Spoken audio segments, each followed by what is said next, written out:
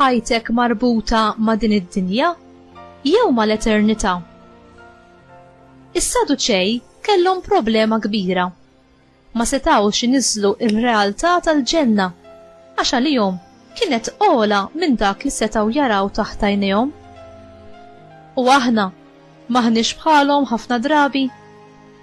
Aħna ma narfux ir-realtajiet spiritwali għaliex nippruvaw nagħmlu l-ġenna f'immaġini ta' din id-dinja.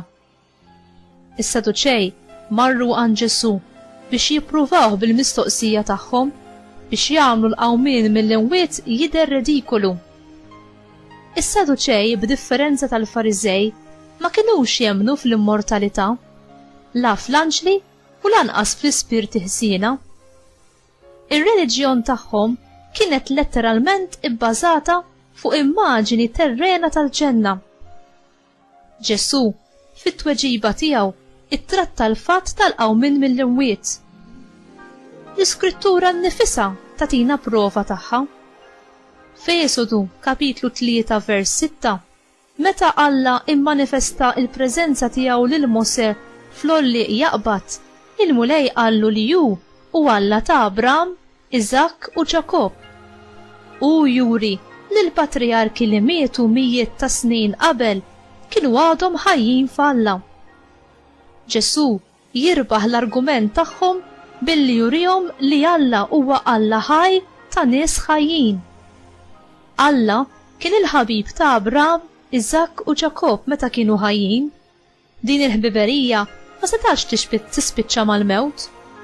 Bħalma jgħid Salm 73 versi minn 23 sa 24, imma jiena dejjem miegħek, inti żommni minn idi l-leminija, skont il-ħsieb tiegħek tmexxini, imbagħad fis-sebħ tilqani.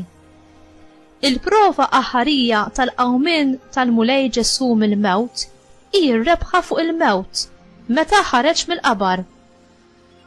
Qabel ma Ġesu qajjem lil Lażru mill-mewt u stqar, jiena hu il-qawmien u l-ħajja, min jemmen fija imqar jekk imut jgħix, u min jgħix u jemmen fija dan ma jmut qatt. Temnu int dan? Fi Ġwanni kapitlu 11 vers 25. Ġesu jistaqsililna l-istess mistoqsija. U int, xi twieġbu? Temmen fil-qawmien u fil-ħajja eterna li hu nnifsu?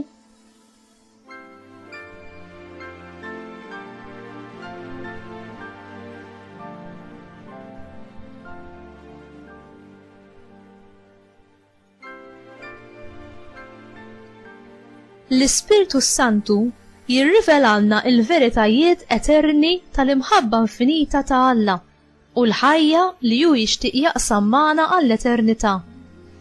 Pawlu l-Apostlu jistqar u jikkwota mill-profeta Iżajija kapitlu 64 vers 4 u kapitlu 65 vers 17. La għajn qatt ma rat, la widna qatt ma semet, u lanqas qatt ma tnissel f'qalb il-bniedem dak li Alla ipprepara għal dawk li jħobbuh. Alla irrivelanna dan permezz tal-Ispiritu Santu kif insibu fl-ewwel ittra l-Korintin kapitlu 2 versi minn 9 sa 10.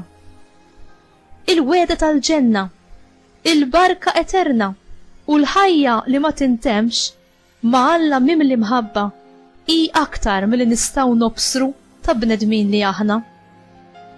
Għadna biss kemm bdejna nduqu l-ewwel frott ta' din il-ħajja. U inti tgħix din il-ħajja bil-ferħ u t-tama għal-ħajja ta' żmien li ġej.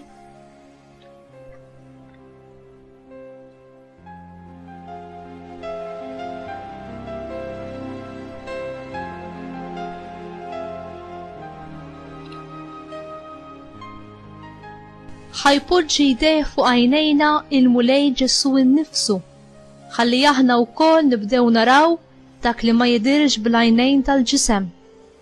Ħajiftaħ dawk l-għajnejn li huma kkonċernati mhux fuq din id-dinja preżenti, imma fuq dak li għad irid jiġi. Ħajiftaħ il-viżjoni tal-qalb, ħalli aħna bħal Marija u tant qaddisin oħra inħarsu lejn Alla bl-Ispirtu permezz tal-istess Mulej Ġesu Kristu li l-glorja u l-qawwa tiegħu jibqgħu għal dejjem ta' dejjem. Marija, itlob magħna għal dan kif tlabt mad-dixxipli fiċ-ċenaklu. Grazzi ta' dan.